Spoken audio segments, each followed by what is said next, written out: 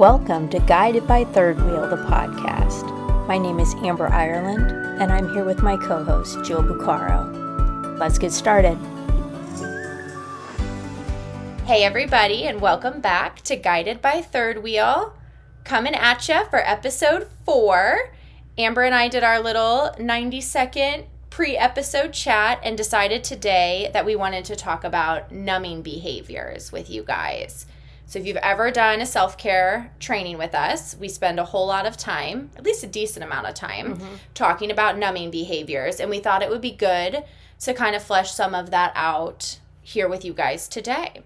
So Amber, tell us, this is Amber's slide normally on the training, so we will let her tell you guys about what a numbing behavior is.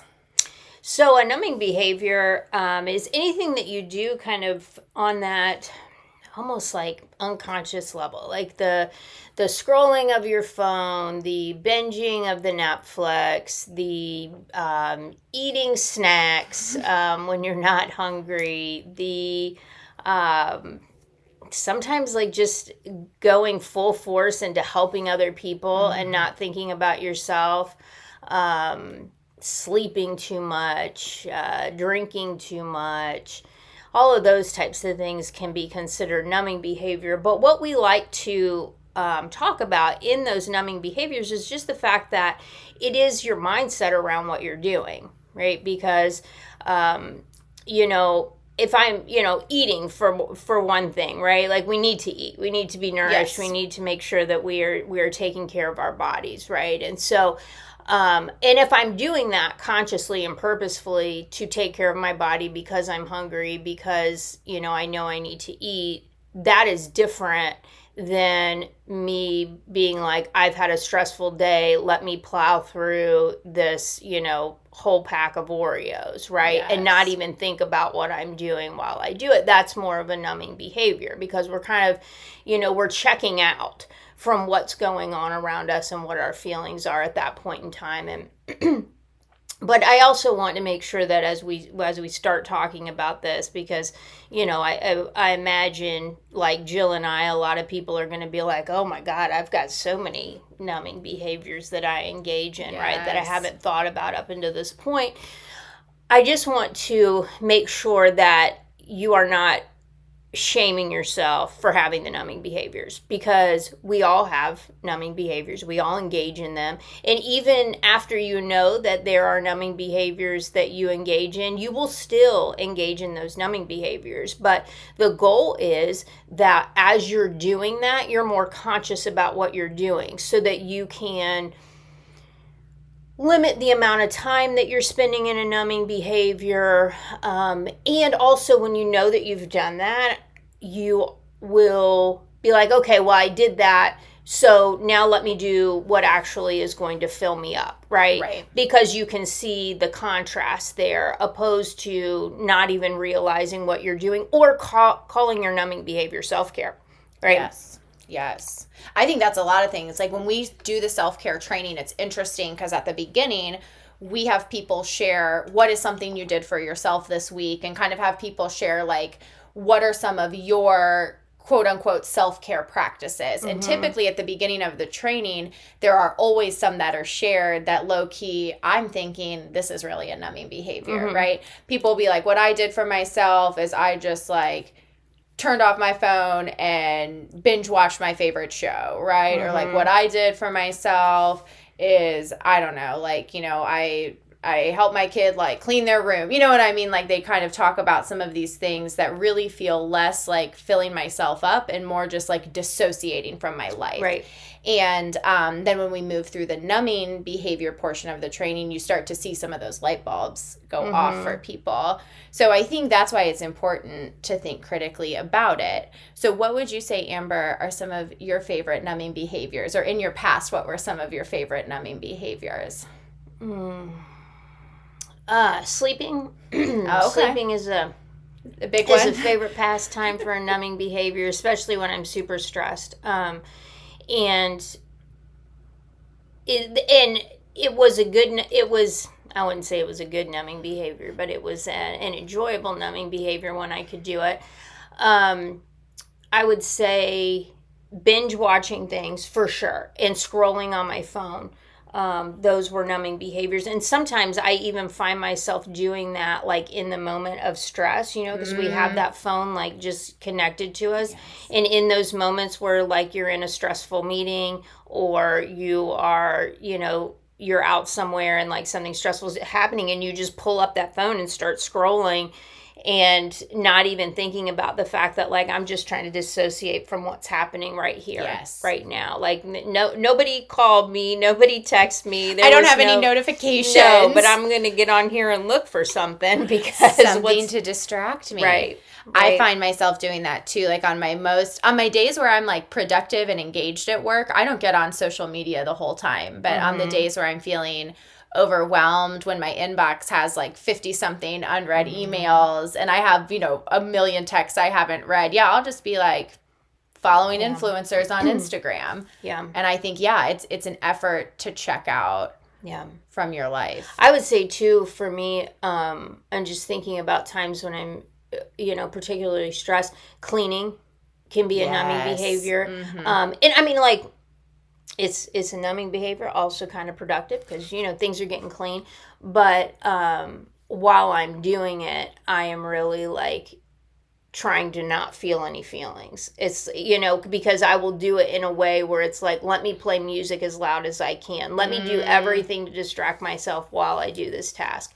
Or even like, I don't want to feel these feelings, but I'm going to sit here and be pissed because I have to clean up after somebody else. Yes, like it's like this, I think sometimes numbing can manifest in a way where you're hyper fixating on something that just like does not matter for your life. Like for me, I think one of my most favorite numbing behaviors is helping. Yeah. I just want to I'm like, oh my gosh, like my whole life is smoldering over here, but look at my cousin or my friend's like small, minute problem. Let me take all of my energy and all of my focus and all of my A game and let me pour it into that. So I don't have to think about what's going on in my own life. And what a great, or what a actually terribly toxic numbing behavior for somebody who's a social worker, right? Because think of all the opportunity I have to help all day long. So helping was a huge one for me. And, and when you think about things like helping, like cleaning, like those are all things you can justify, right? Like, well, I'm not distracting. I'm not avoiding. Like, this house needs to be clean. Like, these clients need my assistance. My mom really needs to talk to me today. And it's like, no, all you're doing is finding a very convenient excuse to not engage in your life. Right. Because I think that's what we have to think about with numbing is like the big piece. Like when you sit down and you evaluate, is this a numbing behavior? Like, is the goal or the ultimate outcome to dissociate? Right. And if it is, then you're numbing. Right. And, and you can look at it that way. You can also look at it as like, what is your intention, right?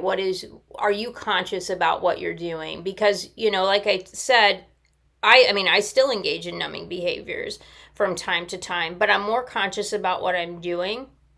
I put a time limit on it. Yep. And then I know, like, if I engaged in a numbing behavior, I need to go back and figure out what's going on. Like, I still need to feel those feelings, right?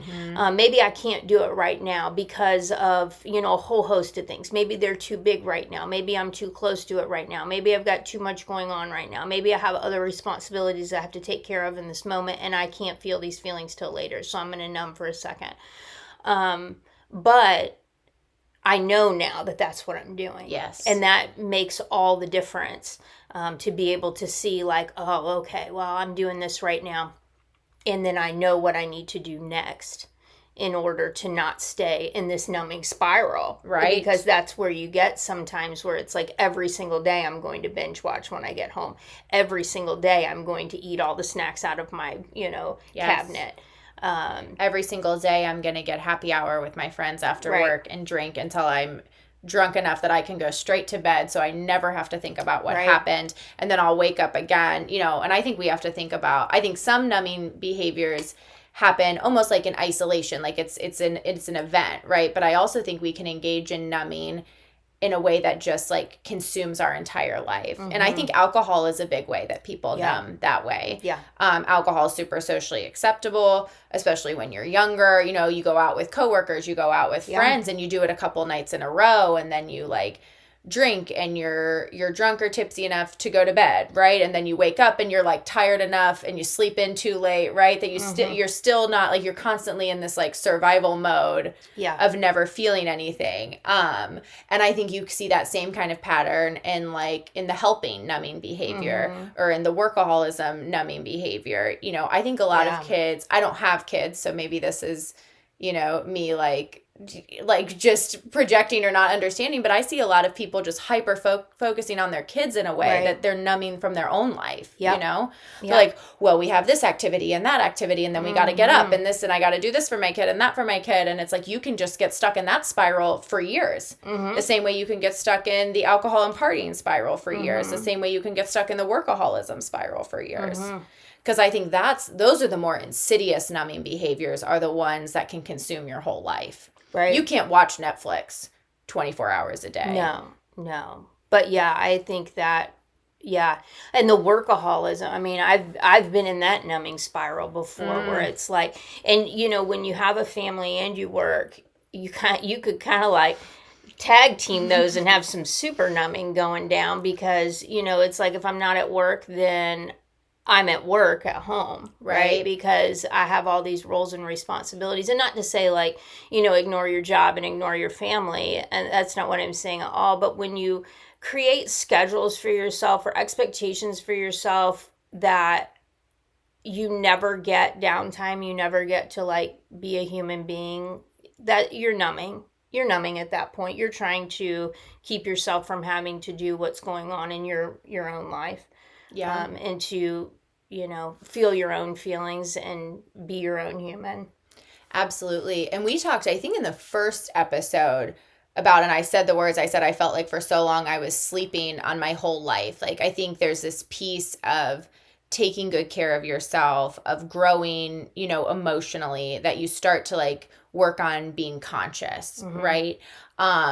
You know, and like checking in and saying what's really going on here. And numbing behaviors, when you think about it in that context, they're really like the avenues to never have to do that. Like the numbing behaviors keep you from checking in. But I think why we like to have this conversation about numbing behaviors is starting to recognize when you're numbing is how you can begin to check in, right? To see what's really going on. Right. Like, you know, when I'm driving home, and I don't do this that much anymore, thank goodness. My favorite numbing behavior after work used to always be, I would like work all day and like not eat well, right? Like I like wouldn't eat healthy food. I probably wouldn't even drink water. And then it would be like 4:30 and I am like starving and traumatized and angry and all of the things. And I would just drive and like think about like what ginormous amount of food I could eat, right? Like, would it be a large Blizzard? Would it be a Chipotle burrito? Like, would it be Taco Bell? Like, what would it be? You know, and for me, that was like such an obvious numbing behavior, right? But that was the first one where I started to clue in and say, Jill, like, do you want to go eat this whole burrito because you're hungry, or do you want to eat this whole burrito so you can like stuff yourself full and not feel a feeling?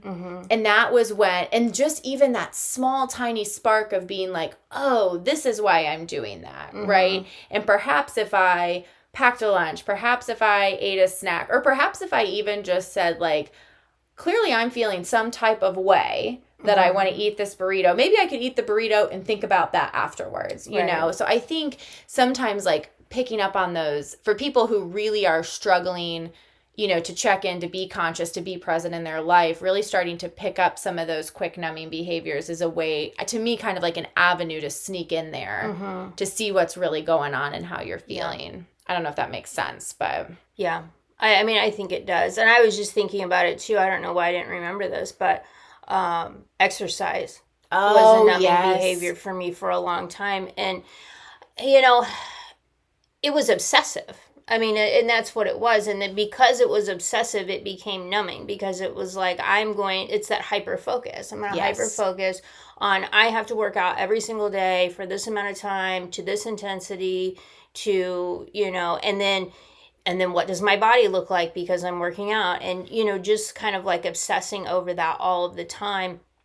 And it became very numbing because there was no, it was like the focus was only there, and I wasn't going to feel any other feelings around anything else. Yes. And that still, that still is a struggle for me on and off, just depending on where I am,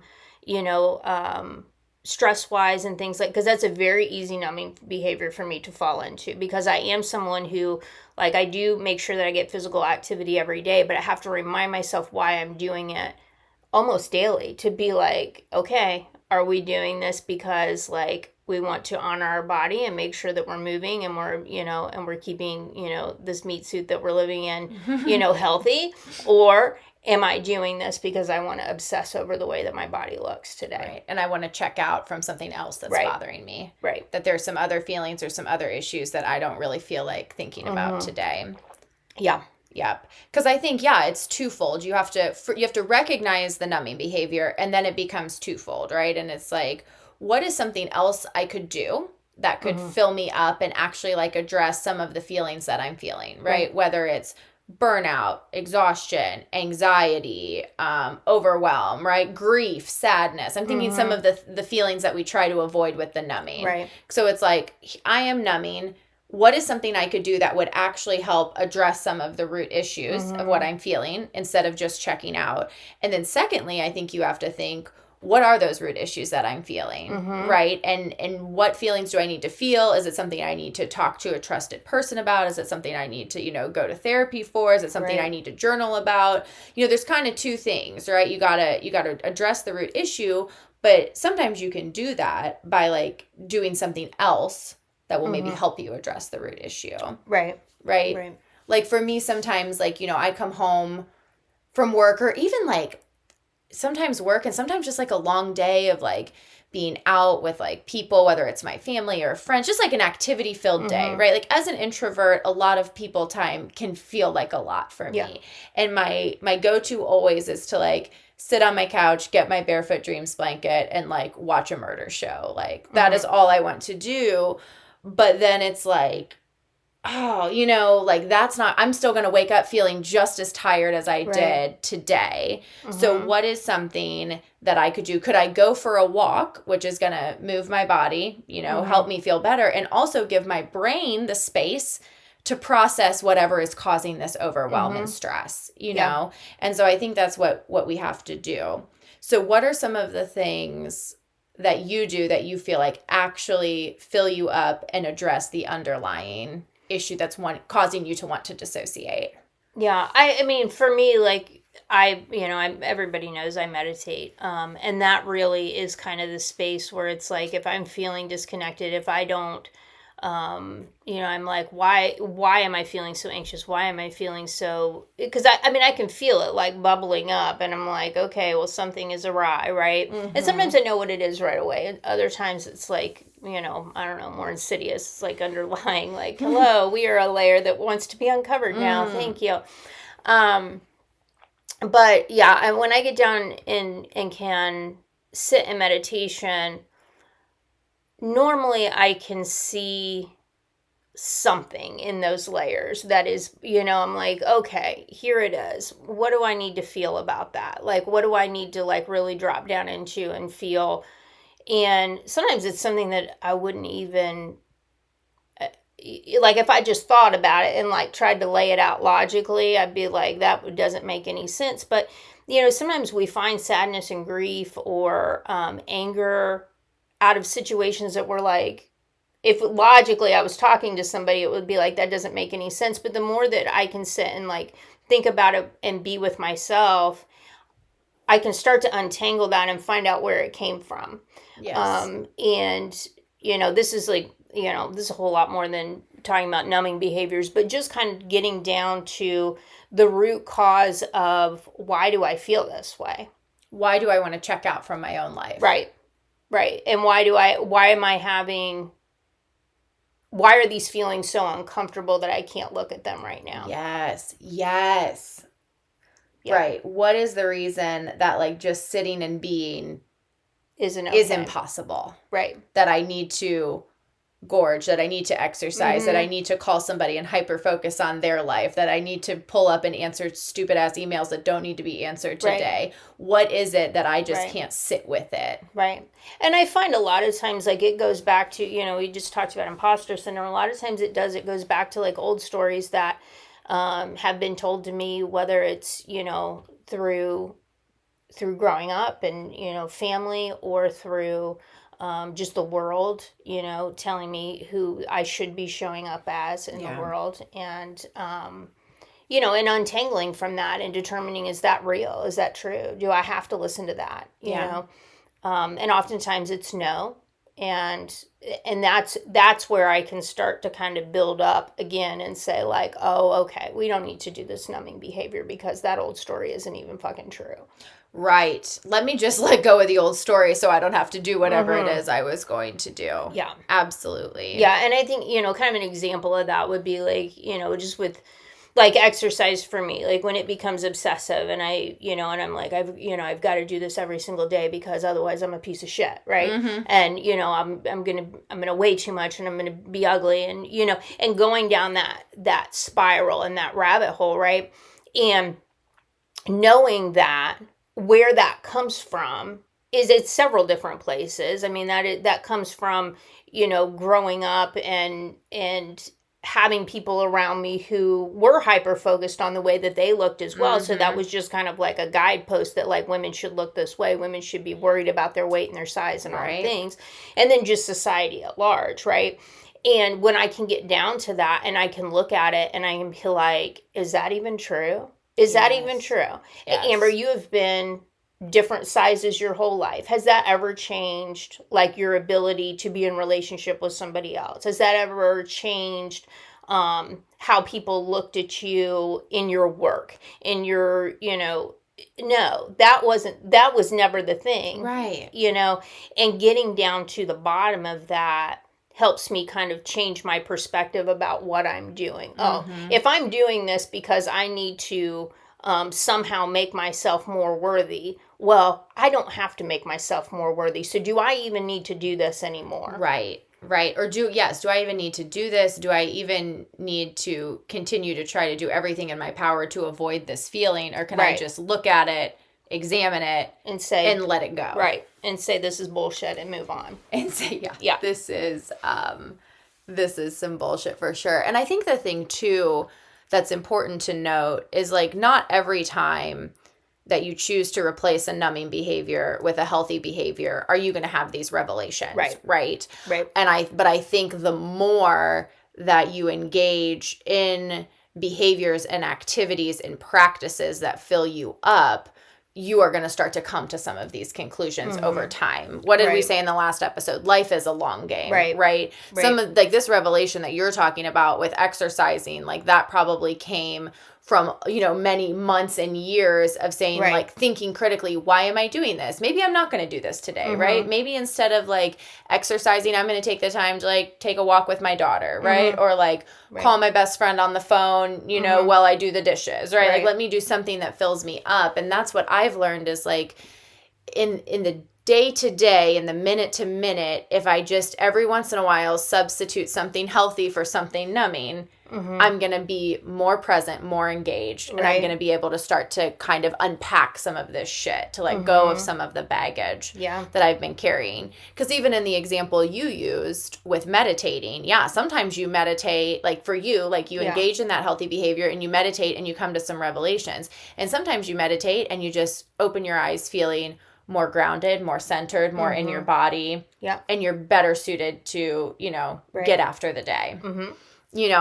I think for me, like, sometimes I think, like, man, I just want to sit here and binge watch. But I'm like, you know what I'm going to do? Like, let me call my brother. I haven't talked to him in a while, right? And maybe we don't come up with anything earth-shattering. Maybe I don't feel 1,000 times better. But, like, I engaged in, like, meaningful conversation. I had true, honest engagement, right? And I feel filled up in a way that allows me, over time to begin to kind of work on myself and unpack some of this shit.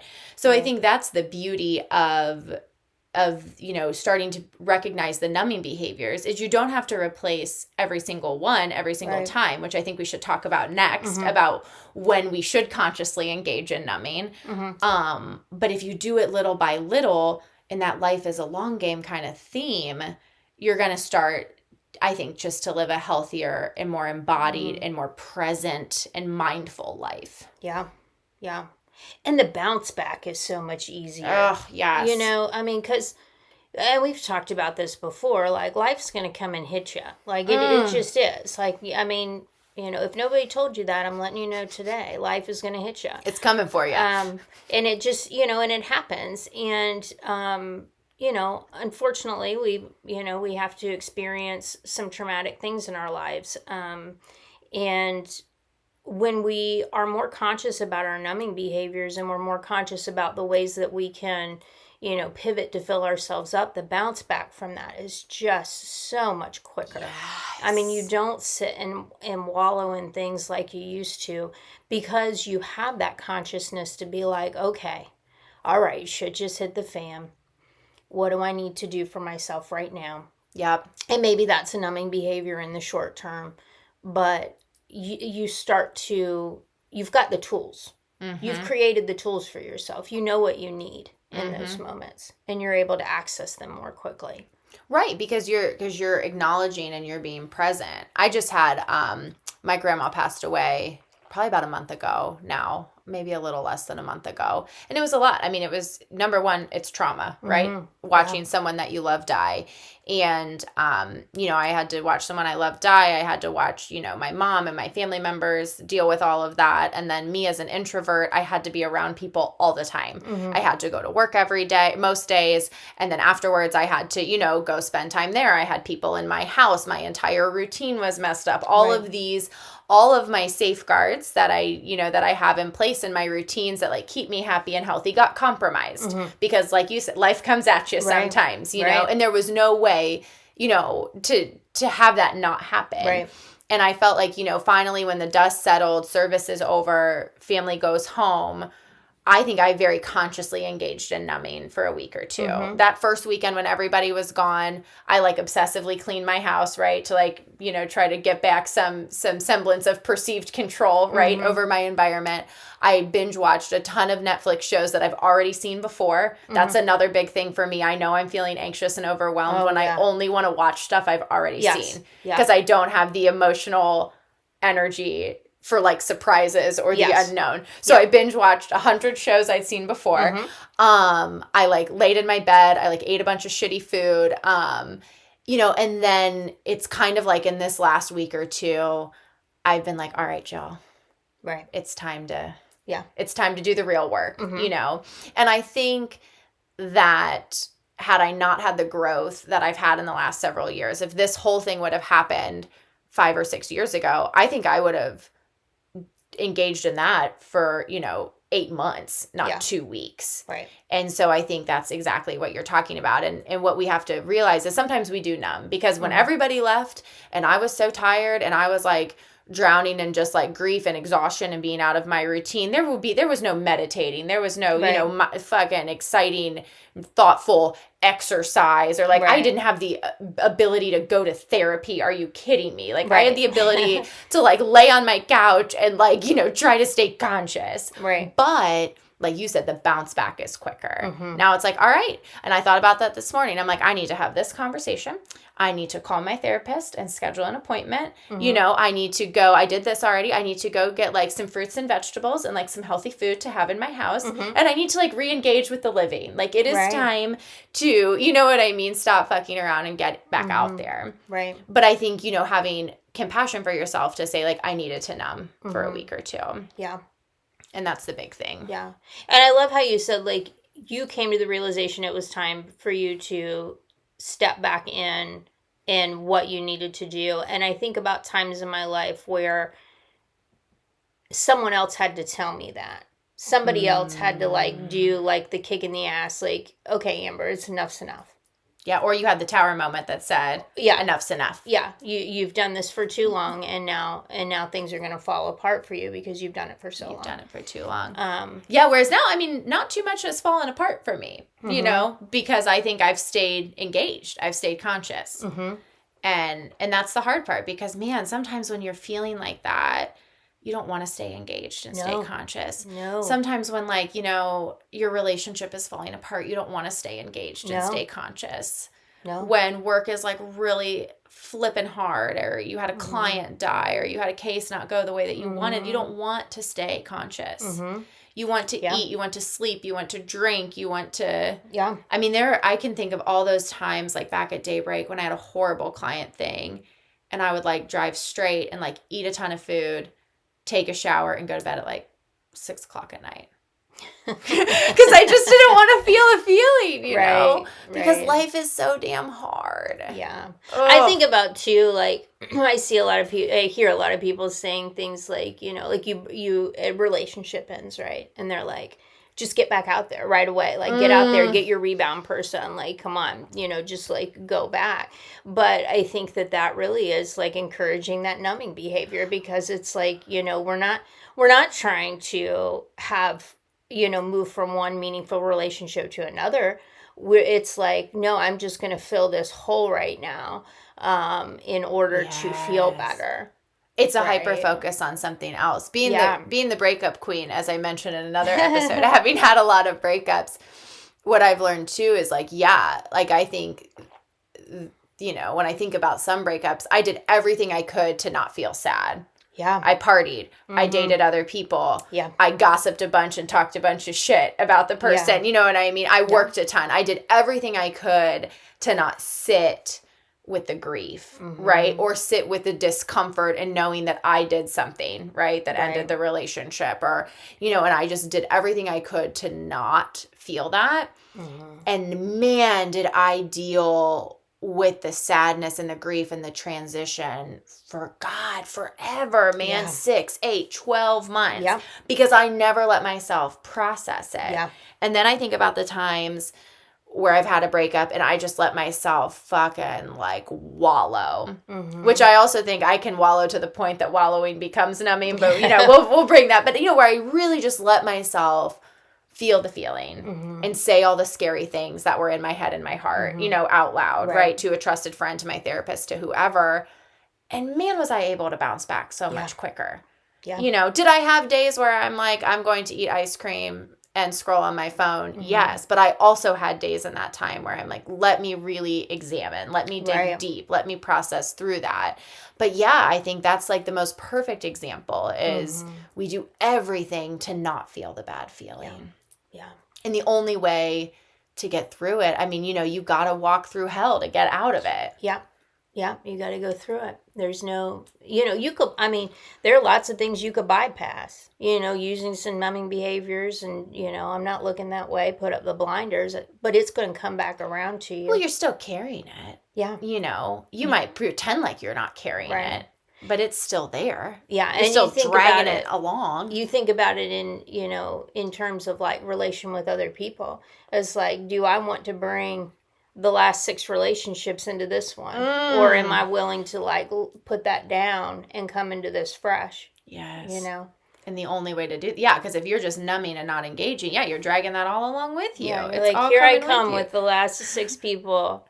Yeah. Like, don't you want to date me? Don't you please? And all my other weird trauma, right? Like, all my weird, like, friend stuff and family stuff, like, because I'm unwilling to look at it. But I do think we have to recognize that there is a balance. Yeah. Like, there is nobody in this world that can get through the rest of their life with not numbing. There's no way. There's no way you could get through the rest of your life with not numbing. Unless you have some kind of superhuman fucking strength. Yeah. Emotional fortitude, like, I cannot even imagine. Or you're able to, like, live with, like, no job and no relationship. like if I had all the time in the world, maybe I wouldn't have to numb, because I could spend all of my time just feeling my feelings and doing working through shit. Maybe if we went to, like, you know, became, like, monks or something, like living on a mountain, we could just work through all of our shit. But yeah, sometimes you gotta get up and you gotta, like, get your kids to school, right? Or you got work shit you gotta do, or like people are coming to your house and it needs to not be filthy, right?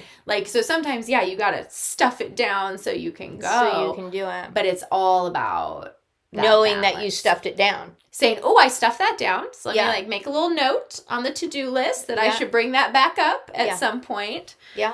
Because I want to move forward. And to your point, I don't want to carry that with me. And I think like when I came to this realization, in the last week or two about my grandma, it's like, okay, like I don't want to carry all this. I don't want all this. Right. And I know the only way to get rid of it is to work through it. Yeah.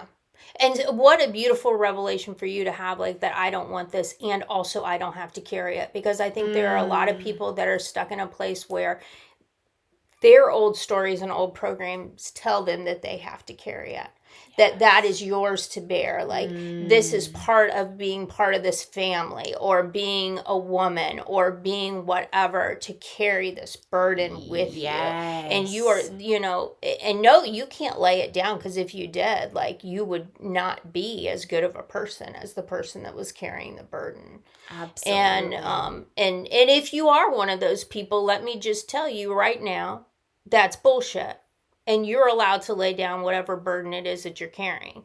Well, and I think sometimes our burdens can feel like a safety net. Like our burdens feel safe. And I don't know if that's like a certain personality type, but I know for me, I am always more comfortable in like the sadness, the despair, that, being a little bit depressed is a much more natural state of being for me than being happy. And I know there's a lot of people like me that sadness, that like, why me, that life is so hard, this feels unfair, almost that victim kind of mindset is a very comfortable place for a lot of us to live. So why would we lay down the baggage? Because then we couldn't be Jill who has to carry all the baggage all the time. And I don't know how to be Jill who doesn't have to carry all the baggage all the time. Because you have to show up for your life if you don't have the baggage.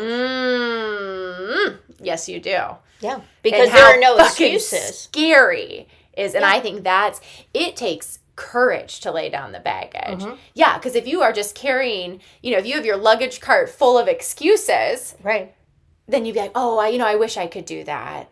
I wish I could move, to Alaska and do this, but I can't because of da-da-da-da-da-da. I wish I could do that, but my kids. I wish I could do that, but my mom. I wish I could do that, but yeah, if you lay it all down. Yeah. You have to show up. You have to be there. You have to show up. Whew.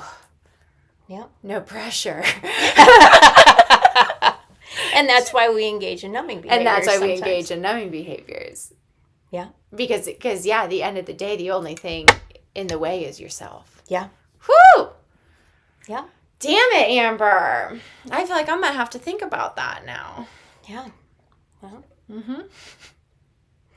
So, as we've kind of talked here a little bit about, a lot about numbing behaviors, honestly, again, if you're listening to this and you're hearing things that are like, oh, that kind of hit, like now I'm feeling some kind of way, give yourself grace, because, it took a long time for us to create all of these things to keep ourselves safe. And that's what a numbing behavior is. It's safety. It's, how do I keep myself safe? How do I keep myself from feeling out of control, feeling like I'm crumbling? How do I get to places where I can meet my basic needs and the needs of those around me? Right. And so, honor that and give yourself some grace that, like, you did a lot of things to keep yourself safe. And then start to recognize the fact that, like, the true safety is when you can live more authentically and you can sit with yourself. That is the true safety. And also that all of those things didn't really keep you safe. Yeah. As much as we act like they are keeping us safe and creating this like bubble of safety around us, a lot of times they're not keeping us safe. They're just keeping us from engaging in our real lives. Yes. It's not safe. Yeah, it's not safety. It's dissociation. It's protective, but it's holding you back. like you said, from your potential, from engaging, from authentic connection, from all of those things that you truly want. Right. And it feels safe, but it's not. It's a hindrance. Yes. Cool. But I think, you have to give yourself grace for the numbing and understand why you do it. But again, like, and we've talked, this is such a common theme, is just like staying engaged, staying mindful, and being like, when do I employ these tactics? Let me employ this tactic for 20 minutes. Let me watch one show, right? Let me, like, you know what? I'm going to go ahead and eat the Dairy Queen Blizzard, right? But then what else can I do? But what am I going to do tomorrow instead of going through that drive-thru again? Yes. Yes. And the thing about it is, and we talk about this in our self-care workshop and a lot of other things that we do, once you know, right? So, you listen to this podcast and you're like, you start hearing about numbing behaviors, and then that seed is planted. Yep, you're there. Right? And that's the first step. Like, if that's all you can do for the foreseeable future, it's already there. You've already planted the seed because you've heard it and you've internalized it. So now every time that you're having a numbing behavior, doing something that we've talked about here or that you've thought about in your own life as a numbing behavior, you're going to be more aware of it. Yeah. And that mindfulness alone will start to create change. Because once you see it, you're like, oh, well, what could I do different? Even if you don't do the different thing, you automatically want to move toward that more peaceful state, that more free state in your life. So if you feel like right now, like, oh my God, like every single numbing behavior you just talked about, I do, plus like 30 more. And I see myself doing this, honor that, because today you got to see that was a numbing behavior. Well, you're on the journey. Right. You made it. Like, you're making moves.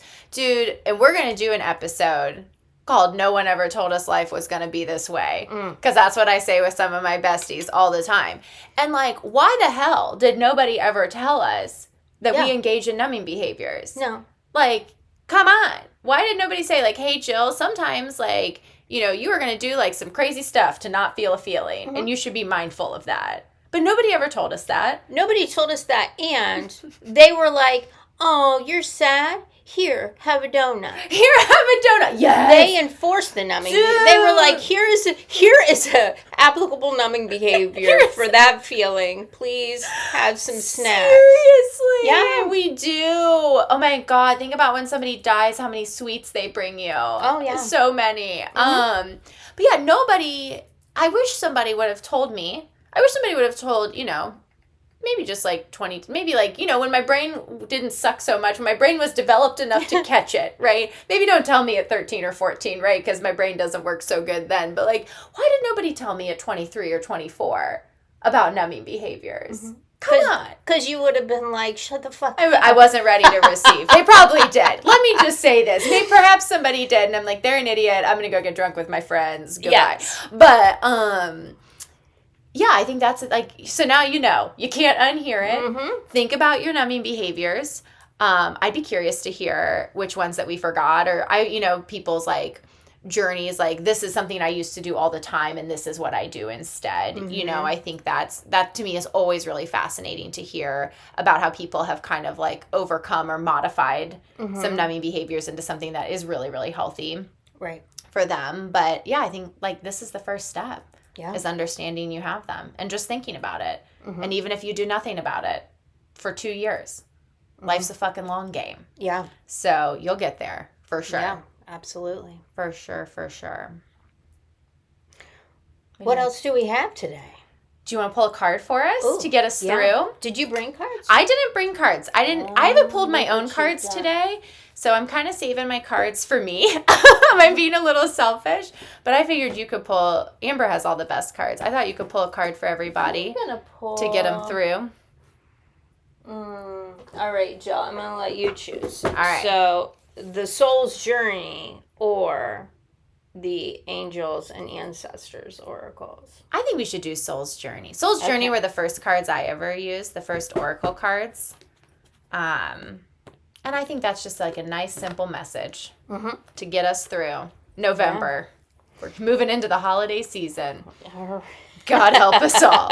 Let the numbing begin. We're going to come through this holiday season with a better understanding of those numbing behaviors. Yes, we are. At this point. And who doesn't need to numb after the holidays? That's true. That's true. But this time we're going to see it, and we're going to do things a little bit differently. We're going to witness each other and be like, hey, would you like to come do this more fulfilling thing than happy hour? Than happy hour. Yes. Right? Okay, so these cards are called the Soul's Journey Lesson cards. And we'll post a picture of them on we clearly, if you listen to the last episode and we were like, maybe we will put it on Spotify. We did not, because I don't know how to put a picture on there except for our regular picture. So that will be on the social media. All right. So if you're in a space where you can sit and get grounded, please do that. If you are driving, do not close your eyes. But let's go ahead and take one deep breath together. And release all those old stories and things that are not true. And let's pull a card. Let's see what you got for us. I do love the Soul's Journey cards. I do sometimes, and other times I'm like this. I think it's a really good, people ask me this all the time, like, I want to start pulling cards, I want to start, like, integrating this into my, morning or weekly practice. Yep. Oh, there she is. And I always tell people to start with the Soul's Journey. Mm-hmm. I just think they're straightforward, they're thoughtful, they're applicable. Do you feel like they have, like, some duality? Like, every time you pull one, you're like, oh, I think that I know what that means, and then you read it in the book, and you're like, oh, it's, like, kind of the opposite. There is some duality, but I always think they're spot on. Ooh, tough. So this goes a little with the numbing, I guess. Denial. I acknowledge my fear, but I replace it with the insight of awareness. So I think that goes right along with what we were talking about numbing is, acknowledging the fear of feeling the things. Yes. And I replace it with being aware. What is numbing but denial? Yeah. Numbing equals denial. Yeah. Yeah. Well. Dang. And they're like, you can deny it for a while. Yeah. But it's still there. You heard it here first from the universe. Denial and numbing. There you go. All right. Well, we'll snap a pic. And I wish everybody a super restful couple of weeks. Mm-hmm. Without denial. Maybe just a marginal amount of denial. Yeah. And acknowledge denial. Acknowledge your denial. Yep. And say, like, I'm going to do something about it at some point. Yep. That's all we got to do. Yep. All right, you guys. We'll see ya. Bye. Thank you for listening to another episode of Guided by Third Wheel, the podcast. We would be honored if you would like, rate, and subscribe on your favorite podcast platform. Until next time, be well.